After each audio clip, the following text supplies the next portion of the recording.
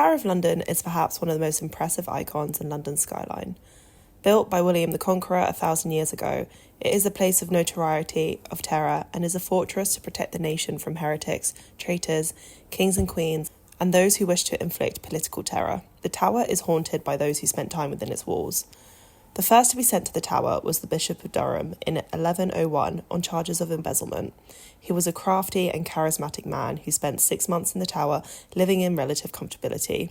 He hosted banquets and on one night plied his captors with wine and attempted to abseil down the walls of the tower on a rope that he smuggled into his room in a barrel of oysters.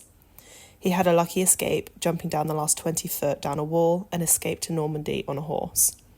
This was the first of an amazing 1,700 prisoners that includes William Wallace, a couple of Plantagenets, many Tudors and their associates, Guy Fawkes, William Penn, Samuel Pepys, a couple of Nazi conspirators, which we will go into later, and finally, in 1952, the iconic Cray twins called the tower home for a few days as they failed to report for national service.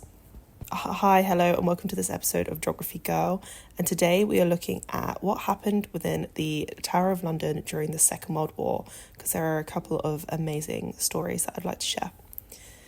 Hitler invaded Poland on the 1st of September 1939. Within 2 days, Britain's war with Germany had begun.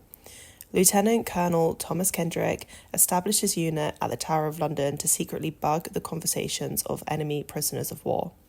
In secret, spied on German prisoners, captured from German U-boats and pilots shot down in the Thames.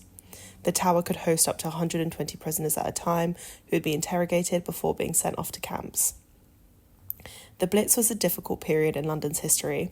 From the 7th of September 1940, the German Air Force, the Luftwaffe, bombed London for 57 nights consecutively. The city and its people were changed beyond all recognition, with 40,000 people being killed, churches, houses, schools and shops being reduced to rubble. Much of East London was the target of the bombings at the time, and the tower did not escape unscathed. Hardly a portion had escaped the future of the night. The doors were off their hinges, the ceilings were down, and the blackout curtains torn to ribbons. In 1940, a barrage balloon was tethered to the moat. This was a method to protect against dive bombers, but there was still significant bomb damage to the Mint and the old hospital block. The government, calling for the public to turn green spaces into allotments during the Dig for Victory campaign, turned the tower's moats into a vegetable patch in the hopes of keeping the nation's morals high. Churchill had big plans for the Tower of London. Tucked away in a manila file, plans to kidnap Hitler off the coast of Folkestone were uncovered. Described in the plan as a person of importance, there was to be a Ford V8 kept permanently at Lymph in case such an event was to happen. Whilst this was a bizarre and unrealistic plan to kidnap and imprison one of the world's most notorious dictators, it was a pipe dream of Churchill himself to imprison Hitler in the Tower of London. Had Hitler been captured by the Allies, he would have been held in the Upper Bell Tower, where he would have been tormented by a view of the city being rebuilt. Such a seductive prospect for Churchill, he even had a toilet designed to the Furher himself in one of the fortress cells. Joseph Jacobs was one of the last people to be executed at the Tower of London. On the 31st of January 1941, Jacobs set off from Schiphol Airport in the Netherlands and parachuted into a field in Ramsey Huntingdon, which is in Cambridgeshire. He had a rather rough landing, breaking his ankle, and was spotted by 2 farmers after accidentally firing his pistol in the air.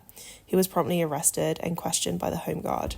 He was taken to Ramsey Police Station and was found with a German sausage, £500, fake identity papers, and a photograph of a Clara Borelli, who was a German cabaret singer and actress turned German spy.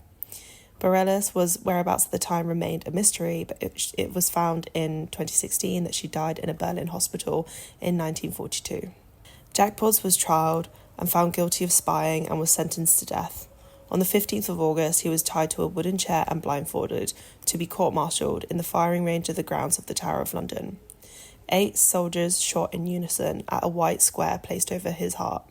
He died instantly, receiving a bullet straight to the heart. He was buried in an unmarked grave in Kensal Green, London, and went down in history as the last person to be executed at the Tower of London. Perhaps the most high-profile prisoner during the Second World War was that of Rudolf Hess, the Führer's deputy. How did their allies get their hands on the Führer's right-hand man? Well, Hess kind of handed himself over. In May 1941, he flew from Bavaria to Scotland, navigating alone using charts and maps on a dark and foggy night. It was a miracle he even made it. It was 12 miles from the destination where he ran out of fuel and was forced to bail from his plane and parachuted straight into a field outside of Glasgow. A Scottish farmer found the plane ablaze in his field, with Hess identifying himself as a Captain Alfred Horn. His mum even welcomed him to share a great British cup of tea by the fire. Hess, on his arrival, demanded to see the Duke of Hamilton, who he quickly revealed his true identity to. He wanted to broker peace between Britain and Germany. He believed that there was a bond between the British and Germans, whose common enemy was the Soviet Russians. Albrecht Haushofer was a friend of Hess's and had met the Duke of Hamilton before the war. He had written to Hamilton to try to instigate peace talks, but Hamilton had never actually received the letter, with it being intercepted by MI5. By 1941, Haushofer had told Hess that there were people in Britain who were dissenting against Churchill and wanted to make peace with the Furher. So Hess, getting desperate and wanting to get in the good graces of his closest friend and leader, felt it was time to shoot his shot. But Hitler was not aware of Hess's mission, and Berlin took the news of his mission hard and quickly disassociated him from the regime. The German public was told that Hess was suffering from mental disturbances and hallucinations. Goebbels, who was the Nazis' top propagandist, feared that the British would use Hess to damage German morale, writing in his diary that the German public was rightly asking how such a fool could be secondary to the Fuhrer. The Daily Mail wrote, "Nothing less than despair can prevail amongst Germany's military, naval and air chiefs when you think how much Hess knows about and how much he might tell. Authorities in London anticipate that Hess will disclose facts about Germany under the Nazis, which Hitler desperately wants to conceal. And Hess's escape is indicative of the serious split in the Nazi party." This was not considered a diplomatic mission, and Hess was promptly in prison and was taken to the King's House at the Tower of London, where other notorious imprisoners like Guy Fawkes have also been kept. He was under tight security and questioned for 4 days until transferred to spend the rest of the war in Mitchett Palace in Surrey. By June, Hess was in mental distress and attempted suicide by throwing himself down a flight of stairs. During his time as a prisoner of war, his mental state by many accounts deteriorated, and he showed signs of serious mental illness. Hess was transferred back to Nuremberg for the Nuremberg trials in October 1945. He was sentenced to life in prison in Spandau in West Berlin.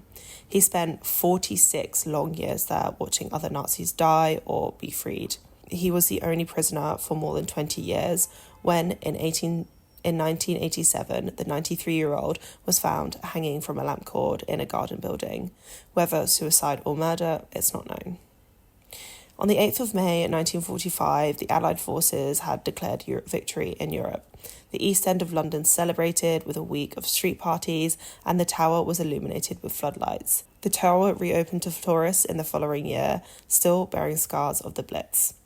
And that's it for today's episode. I really hope you enjoyed it. I would love to learn more stories of unbelievable Second World War stories, so please share if you know any. Thanks, that's it for today, and I'll see you next time. Goodbye.